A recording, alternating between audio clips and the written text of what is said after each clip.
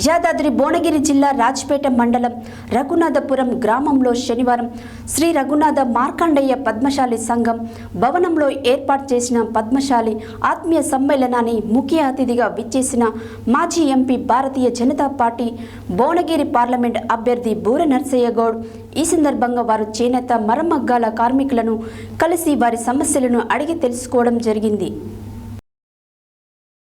యాదాద్రి భువనగిరి జిల్లా రాజ్పేట మండలం రఘునాథపుర గ్రామంలో శనివారం శ్రీ రఘునాథ మార్కండేయ పద్మశాలి సంఘం భవనంలో ఏర్పాటు చేసిన పద్మశాలి ఆత్మీయ సమ్మేళనాన్ని ముఖ్య అతిథిగా మాజీ MP Bharatiya Janata party Bhuvanagiri parliament అభ్యర్థి బూర నర్సయ్య గౌడ్ విచ్చేశారు. ఈ సందర్భంగా వారు చేనేత మరమగ్గాల కార్మికులను కలిసి వారి సమస్యలను అడిగి తెలుసుకోవడం జరిగింది.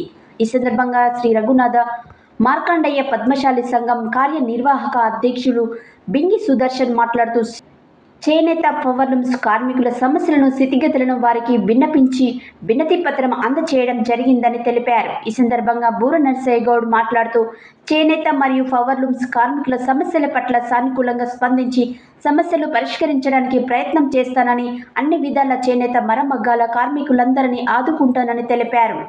ఈ సందర్భంగా వారిని పద్మశాలి కుల బాంధవులందరూ చేనేత శాలువలతో ఘనంగా సత్కరించడం జరిగింది.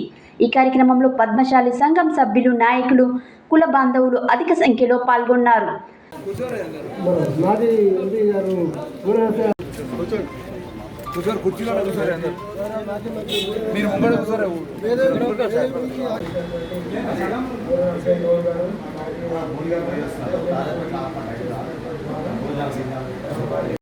నా దేవుడితో 25,000 చీర కొనుక్కొని ఆమెతో కట్టించి స్పీకర్ చైర్ మీద కూర్చోబెట్టిన